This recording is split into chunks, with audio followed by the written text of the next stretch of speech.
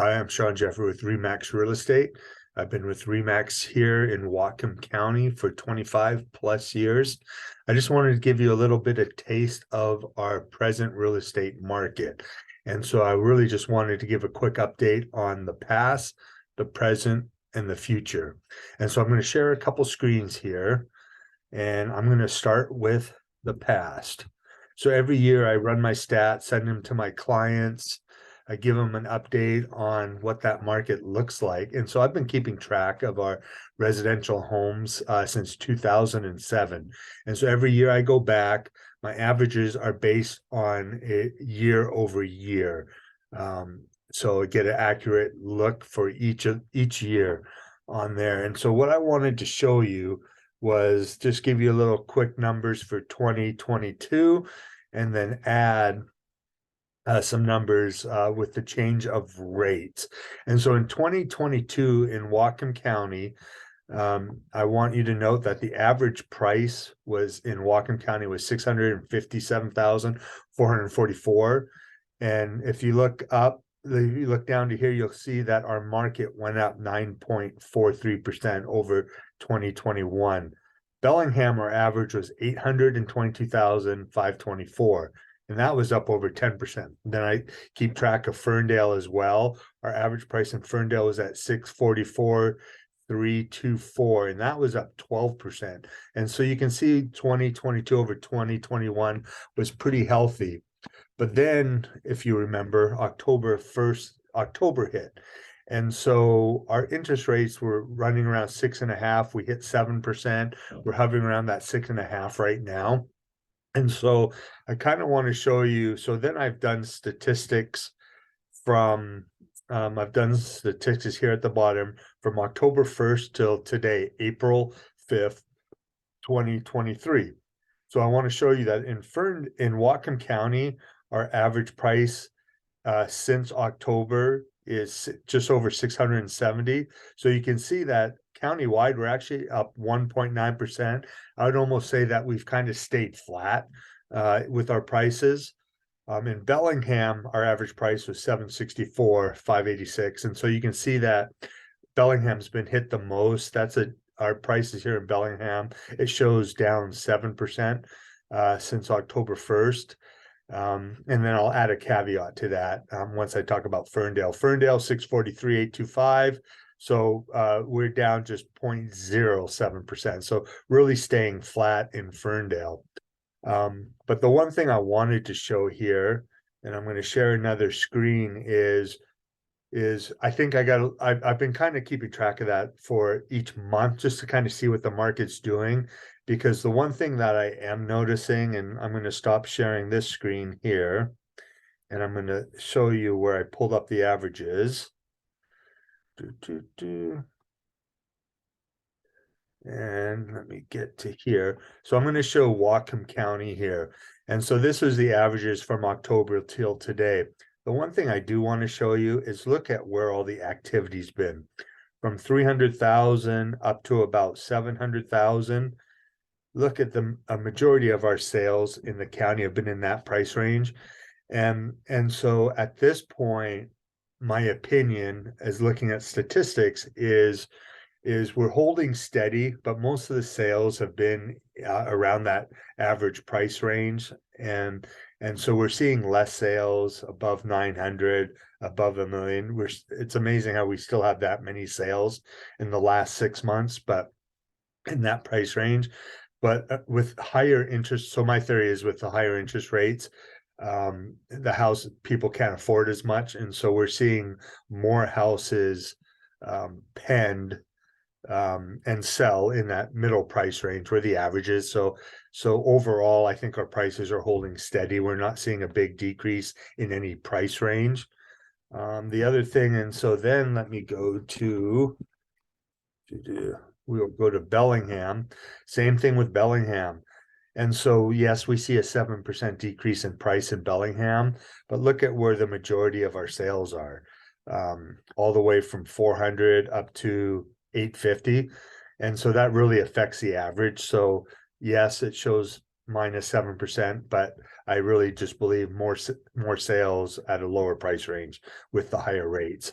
And same thing with Ferndale. Ferndale's holding steady, but a majority of the sales are in that 450 to 700 range, right in there. And then I'm going to share one other page with you regarding that. And I am going to go to here. And so I kind of want to, and actually I'm going to go back to here and share this one more time, and just to give you an overview of 2002 compared to 2007. So 2022 compared to 07, that was the height of our market before we saw that decline in prices for 5 years. Since 07, look at Whatcom County. We are up almost 97%. 120% in Bellingham and 92% in Ferndale from the highs of 07. So I had plenty of clients that bought in 2011, 2012. That was when our market hit bottom. Look at what, if they're still holding onto that house, look at what the increase of value's been. 141% for our county, Bellingham 161%, Ferndale 144%. So I kind of just wanted to show you that how good of an investment real estate still is. And I'm going to share the last screen with you because this is nationally here. And so here I just this is nationally, and look at the shift in home values since the peak of 2022 in here. So you'll see it'll kind of show that, yeah, we've seen a small decrease since like I said, of 2022 nationwide. We've seen a little bit of decrease in there, but from, you look at, compare it to between March 2020 and 23, according to Zillow, there's still every ton of equity in everyone's home, which kind of goes with my comparison of what rates have done since 2007 and 2012, when our market hit a low there. And let me shift a couple more. And the last thing, just to show you how holding steady with the effective interest rates here, we can see that for delinquencies, where nothing has changed. We're seeing minimal amount of foreclosures, and so we're really not affected by that yet nationally. And so that was our past and kind of our present of the last couple months and where we are now. And I kind of wanted to talk about our future, because you may be more interested in this. And I'm going to go through about 7 charts here. I'll try to keep it quick for you. I'm happy to have you reach out to me, and love to talk to you about this further. And so first I want to kind of talk about what are we going to see, where are we going from here in the future. A couple bills I wanted to point out that are in our Washington state legislation. First bill, it's for attached or detached ADUs being allowed on any lot size and detached from the house. And so there's a real push for ADU and higher density, and there'll be another chart that I talk about that. And then you'll see another House bill where cities have to allow 6 to 9 of these housing types. And so we're talking duplexes, triplexes, fourplexes, fiveplexes, townhouses, etc., cottage housing. So they're encouraging cities in our state for higher density. And we've kind of already seen that here a little bit in Bellingham and Ferndale, and we're starting to see that growth that way. And then another House bill of increasing residential lot capacity. And then I'm going to go to chart number 3 here. And the one thing I wanted to point out regards to density is mainly this one right here.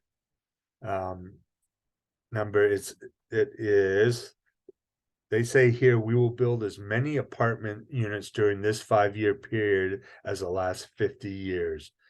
So they're expecting higher density, more apartment units. So that's pretty interesting there. And then I am going to go to slide number 7 on here. and I want to talk about existing home sales.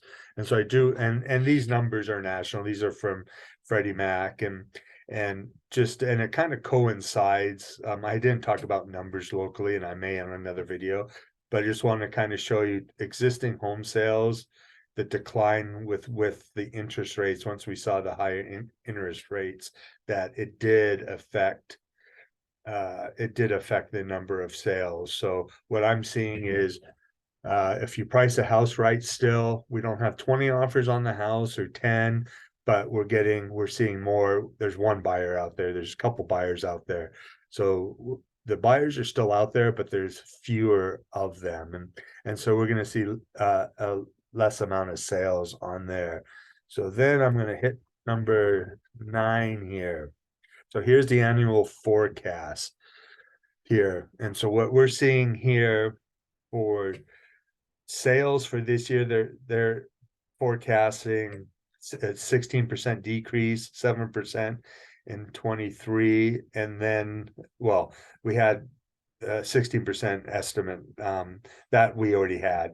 Sorry, so the forecast is a decrease in 7% and some recovery in 24. That part, I'm not sure if I'll agree with that, but I for a few reasons on that. Home prices staying flat is kind of what the last 5 months have shown. So I wanted to show that. And then obviously the dollar volume going down because less sales. And then a little recovery in 2024. It really is going to depend on interest rates there for sure. And then I'm going to get to slide number 10. So here are the predictions for 23. Obviously, we're in April on here, but different Morgan Stanley -7, Moody's, we got 5 to 10% decrease in prices, Capital. So we see most people predicting that, but right now, my numbers are showing we're holding steady here locally. And then I want to get to slide number 10. Oh, that was 10, and then here we go. Sorry about that.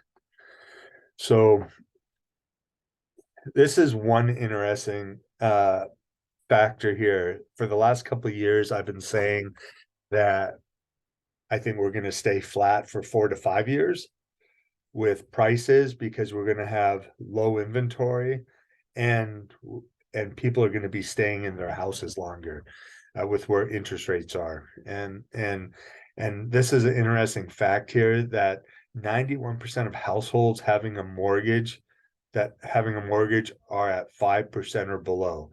That's 91% of the mortgages are under 5% interest rate. And then 65% of those houses are between 3 and 4%.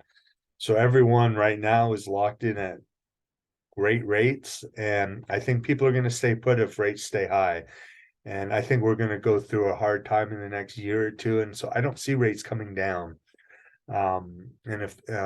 But if they do, that'll definitely help. But if they don't, obviously people are going to be staying in their home longer for sure on that. And then I'm going to get to slide number 14. I kind of want to show you what how the rates make a difference.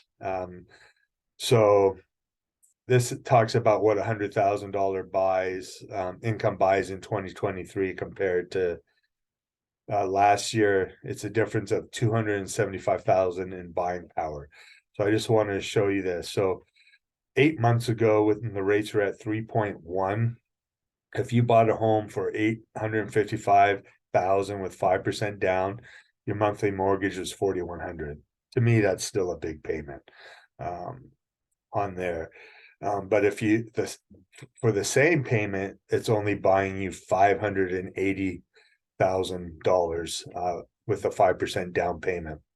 And so you can kind of see that it's the buying power is a 275,000 difference, but most people can't afford a $4,000 payment. So hence we've seen a lot of less buyers in the market. If you have cash and have a large down payment, that definitely helps. But we've lost a lot of buyers and a lot of first time buyers because average price in our area is above 580, and most people can't afford a $4,000 payment. So that is a pretty interesting number there. And then I am going to go to slide number 17, and kind of tying into how everyone's locked in at such great rates now, and we're seeing less inventory. And so right now you can see from 2008 to 2021, the average tenure in a house was 9.2 years. I've seen numbers that we've seen been about 11, 12 years. And so I believe that number is only going to increase. People are going to stay in their houses longer and are not going to be moving. It's going to keep inventory down. And, the people who are going to be moving are the ones that have the cash, have the equity, or they have to move out of area into area. So we're still going to see activity, but I think that's all going to, with the higher rates, but lack of inventory will kind of keep us balanced. And is what I see, unless there's a massive catastrophe nationwide that's not tied to real estate, is my opinion on that.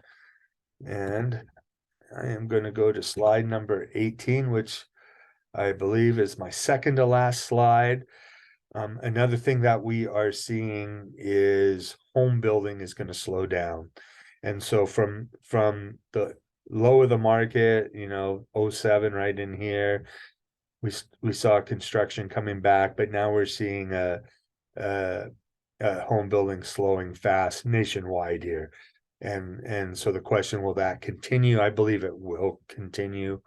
But that's what we're showing right now on that. And then my last slide, I want to get to slide number 27. And it's just a continuation. That is not it. So we are. And so actually slide 29. And so this is just another slide showing that we're going to see growth in density as well. You can see detached and attached permits have just been increasing. And this number, I believe, is in Seattle. So you see that happening already in Seattle. And so what we're going to see for future, higher density, more ADUs, people staying put in their homes, less inventory, home building slow down, and I think people staying put. So that's my view. I just wanted to share with you for the past, the present, and the future. And so I just wanted to thank you for being able to listen to this video. I know it's a little bit long, but I'm always glad to help you. Again, it's Sean Jeffrey, REMAX Real Estate. My phone number 360-961-2483. You can also go to seanjeffrey.com, SeanJeffrey.com, or my email, seanjeffrey@remax.net. Appreciate your time, and I hope this information has been informative and helpful.